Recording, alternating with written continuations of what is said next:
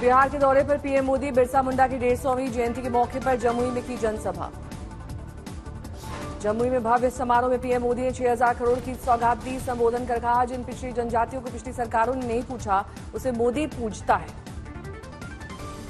दिल्ली के सराय काले खान में गृह मंत्री अमित शाह ने आदिवासी नेता बिरसा मुंडा की प्रतिमा का किया अनावरण। बिरसा मुंडा की 150वीं जयंती के मौके पर दिल्ली के सराय काले खान चौक का नाम बदलकर किया गया बिरसा मुंडा चौक। दिल्ली में पहले बोडोलैंड महोत्सव का उद्घाटन करेंगे पीएम।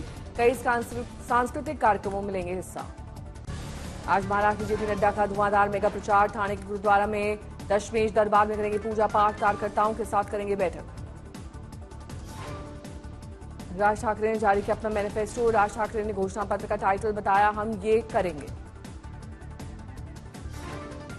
अंबेडकर नगर में आज सीएम की जनसभा। चुनाव की घोषणा के बाद सीएम का दूसरा कार्यक्रम। जल शक्ति मंत्री ने संभाली कमान। पीएम मोदी के पैर छूने पर नीतीश कुमार को लेकर बोले कांग्रेस सांसद तारिक अनवर। कहा, अब कोई भी राजनीतिक दल नीतीश कुमार पर भरोसा और विश्वास नहीं कर सकता।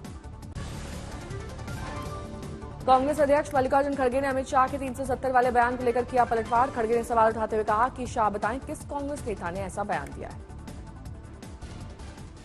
370 को पुनः लाना चाहते हैं। कौन बोले भाई, कब बोले?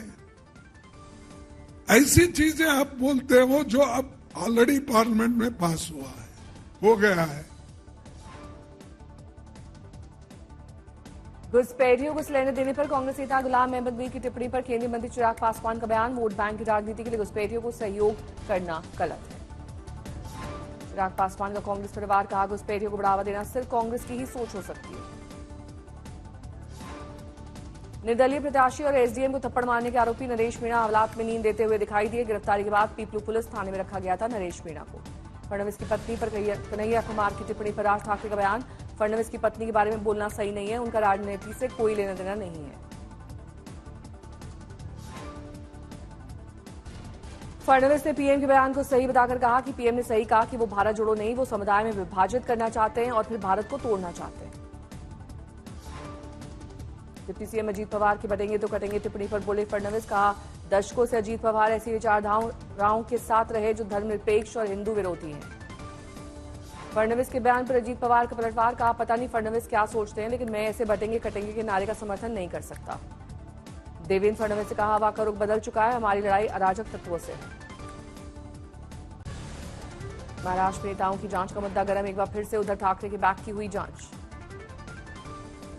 नाना पटोले के हेलीकॉप्टर की जांच। पटोले ने कहा, अमित शाह और पीएम मोदी की भी हो जांच। गोवा के मुख्यमंत्री प्रमोद सावंत के हेलीकॉप्टर की जांच। प्रमोद सावंत ने कहा, अधिकारी कर रहे हैं अपनी ड्यूटी। मुंबई में संजय राउत बोले, 23 नवंबर के बाद महायुति नहीं होगी, हम सरकार बना रहे हैं।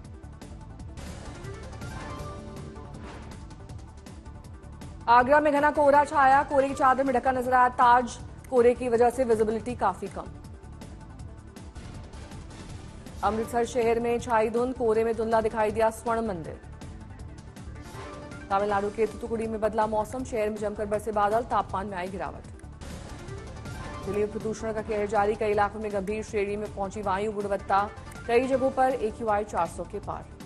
दिल्ली के जहांगीरपुरी वजीरपुर में सबसे ज्यादा प्रदूषण की वहां 458 पहुंचा AQI। लोगों की बड़ी परेशानी, सांस लेने में दिक्कत। दिल्ली के रोहिणी में 452 के पार पहुंचा AQI। प्रशासन ने की लोगों को सतर्क रहने की अपील। पंजाबी बाग इलाके में प्रदूषण से हाल बेहाल। AQI 443। लोगों को करना पड़ रहा है दिक्कतों का सामना। आनंद विहार में AQI 441 के पार। विजिबिलिटी काफी कम। वाहन चालकों को करना पड़ रहा है दिक्कतों का सामना। दिल्ली में बढ़ते प्रदूषण के चलते सभी प्राथमिक विद्यालय अगले आदेश तक किए गए बंद। सभी प्राथमिक कक्षाओं का संचालन ऑनलाइन किया जाएगा। शहर में खराब वायु गुणवत्ता के कारण आज से एनसीआर में ग्रैब 3 लागू। 2017 से पहले खरीदे गए वाहन जो BS3 या उससे कम मानदंड के हैं, उनके उपयोग पर लग गया है बैन। ग्रैब 3 लागू होने के कारण अब निर्माण और डिमोलिशन पर रोक। सभी गैर कानूनी खनन गतिविधियां बंद। ग्रैब 3 लागू होने के कारण अब पेंटिंग, पॉलिशिंग, ईंट भट्टा, स्टोन क्रशर के काम पर प्रतिबंध रहेगा। साथ ही दिल्ली की प्रमुख सड़कों पर प्रतिदिन पानी का छिड़काव किया जाएगा।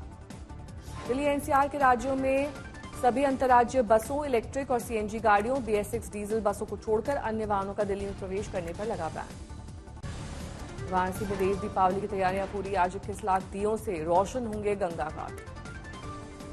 देव दीपावली पर उपराष्ट्रपति जगदीप धनखड़ होंगे शामिल। नमो घाट का करेंगे उद्घाटन। वाराणसी में देव दीपावली के लिए नमो घाट पर भव्य सजावट। राजब्रिज पर लगाई गई रंग बिरंगी लाइटें। काशी के चेत सिंह घाट पर होगा laser light and sound show. आम जनता और वीआईपी के लिए अलग से समय सारणी।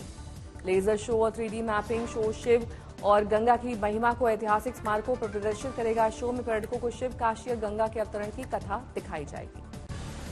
यूपी के हापुड़ में दिवंगत की आत्मा की शांति के लिए गंगा तट पर हुआ दीपदान। हजारों की संख्या में पहुंचे श्रद्धालु।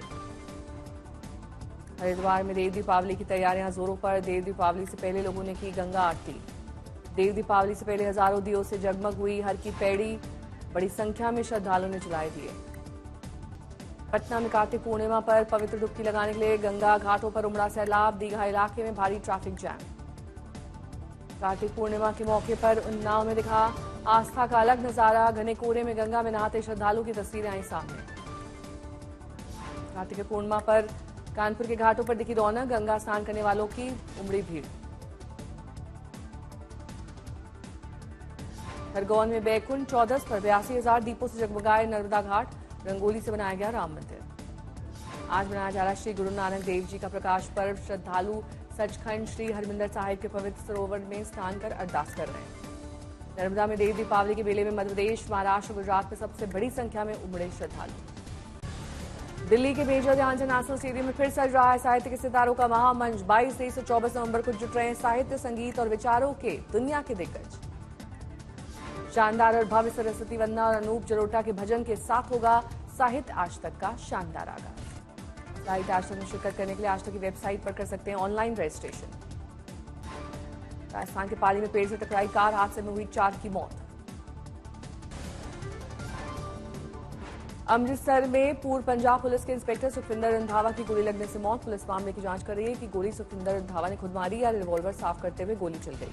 मथुरा पुलिस को बड़ी सफलता। नाबालिग बच्चे के साथ दुष्कर्म के आरोप में फरार चल रहे बदमाश सतीश को पुलिस ने मुठभेड़ में धर लिया। गोरखपुर में जोमैटो डिलीवरी बॉय की बेरहमी से हत्या। हत्यारे ने सिर और कनपट्टी पर मारी गोली। आरोपियों की तलाश जारी। उधम सिंह नगर में राशन डीलर के पुत्र ने मासूम बच्चे को बेरहमी से पीटा। वीडियो वायरल, परिजनों ने थाने पहुंचकर की कड़ी कार्रवाई की मांग।